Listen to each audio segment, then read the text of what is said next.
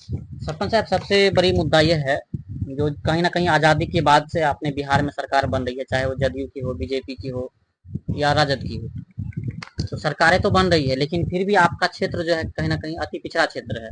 बहुत ही ज़्यादा देख रहे हैं, जो ना ही रोड का मतलब साधन है, ना ही हॉस्पिटल है, ना ही स्कूल है।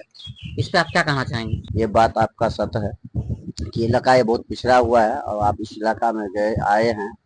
रोड पेरा ये कोसी बाढ़ पीड़ित इलाका है। ये इलाका जो है बाढ़ पीड़ित, बस 1 महीना के बाद यहाँ नहीं आ पाइएगा। जैसे कि देखने से लगता है, जो 1 महीना के बाद क्या अभी ही मतलब 10-15 दिनों के बाद अगर बारिश 1-2 बार हो जाए हाँ तो आप तो नहीं आ लोग पाएंगे, नहीं आ पाएगा। लोग नहीं आ पाएंगे। ये इलाका पिछड़ा है, यहाँ अनपढ़ और किसान वर्ग के लोग ज्यादा है। इस इलाके में आपको कोई भी बड़े पढ़ा लिखा या बड़े पदाधिकारी लोग नहीं मिलेंगे। तो यहाँ हम जो मान के चलिए तो विवेक की कमी होता है। 10,000 जनता हमारे पंचायत में है जी। और मैं तो कहता हूँ 10, 20, 25, 50 केस पर डेली का है। और हम लोग 24 घंटा ये समझिए कि ड्यूटी करते हैं, जनता की सामाजिक सेवा में रहते हैं। सरपंच साहब, मुख्य कारण क्या है? जैसे आप बोले जो इस क्षेत्र में पढ़े लिखे ज्यादा लोग नहीं मिलेंगे, तो जहाँ पे लोग शिक्षित नहीं होंगे तो वहाँ पे तो लड़ाई झगड़ा मतलब स्वतः ही बढ़ जाता है। तो आप तो मतलब सरकार में ऐसी क्या कमी है जो जिससे आप नाखुश हैं, और कहीं ना कहीं क्या आप बदलाव चाहते यहाँ हैं? से हमारा सहरसा जिला 23 किलोमीटर दूर है। आरापट्टी से 23 नहीं 25 किलोमीटर दूर है। जितने भी कॉलेज जी। वो सारे जिला में, इस इलाका में कॉलेज नहीं। ठीक है, मतलब अब 30 किलोमीटर के दरमियान में एक भी कॉलेज नहीं है? एक भी कॉलेज नहीं है। सारे बच्चा यहाँ से सब यहाँ पे सबको स्थिति ये नहीं है कि हम सहरसा में पढ़ा सके बच्चे। यहाँ के 10% लोग सहरसा में बच्चे को पढ़ा सकते हैं, 90% तो गाँव में रहेंगे। तो जो गाँव में रहेंगे तो मान के चलिए उसका बच्चा तो पिछड़ा होगा ही, वो कैसे पढ़ेंगे, वो बड़ा अफसर बन ही नहीं सकता है।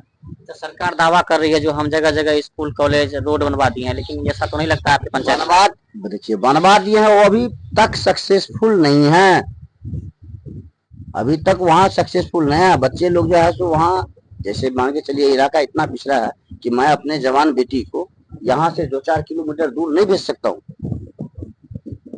ये इलाका इतना खतरनाक है, पता नहीं मैं इस चिंता में रहूंगा या परिवार के जो प्रमुख लोग हैं, उस परिवार के जो अभिभावक होंगे बच्चे का, वो इस चिंता में रहेंगे कि हमारी बच्ची वापस आएगी भी या नहीं, कहीं ना कहीं या आएगी तो किस हालात में आएगी। वो कहीं ना कहीं इस क्षेत्र के प्रशासन भी एक्टिव नहीं है, प्रशासन भी एक्टिव नहीं है, क्योंकि जनता लोग अपने आप को असुरक्षित महसूस करते हैं। सुरक्षित महसूस हो रहा है यहाँ।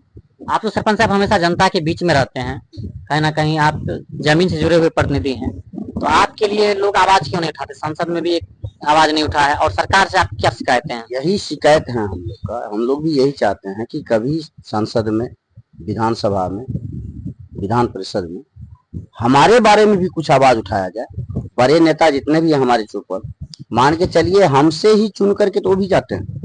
जिस जनता से चुन करके हम सरपंच बने हैं, 10,000 जनता हमारे पंचायत में, उसके बीच से चुन करके मैं एक सरपंच हूँ। उसी तरीके से हम 10,000 जनता ही मिल करके तो विधानसभा या एमपी को चुनते हैं।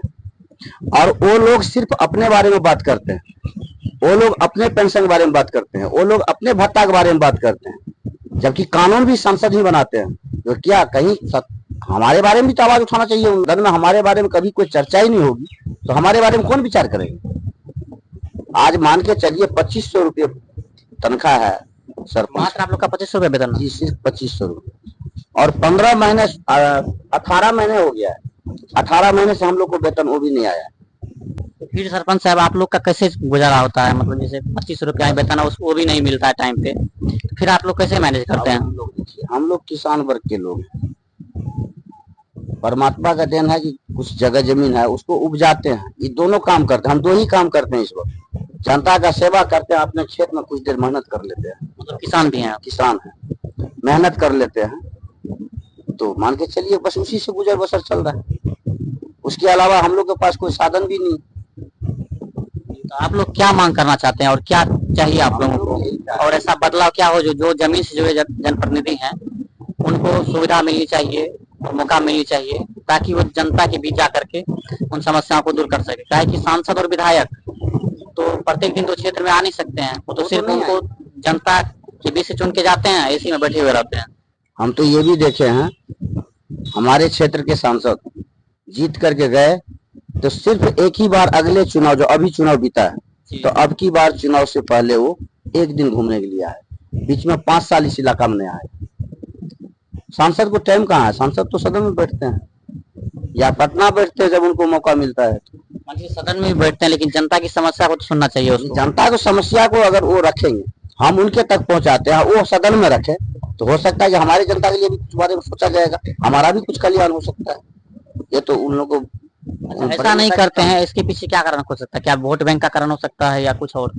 इसका तो मेन मान के चलिए, इसका उद्देश्य यही होता है कि ये लोग अपने वोट बैंक के चक्कर में, ये लोग सिर्फ निजी स्वार्थ में, और निजी स्वार्थ में ही राजनीति हो रहा है। सरकार 10 साल 5 साल बहुत बेहतर चलाए नीतीश कुमार जी, उसके बाद दूसरे पंचवर्षीय भी कुछ लेकर के, ठीक है, और तीसरी पंचवर्षीय जो बने और अभी जो बीत रहा है, ये बिल्कुल फलक जा रहा है। और कहीं ना कहीं खास करके बिहार में भ्रष्टाचार ही भ्रष्टाचार हो रहा है। भ्रष्ट इंजीनियर है, भ्रष्ट ठेकेदार है और भ्रष्ट नेताओं की वजह से आज देखिए बिहार में 1 महीना के अंदर 10 दिनों के अंदर 4 पुल गिर चुका है, अररिया, किशनगंज, ये सभी जिलों में। आप इस पे क्या कहना चाहेंगे सरपंच साहब?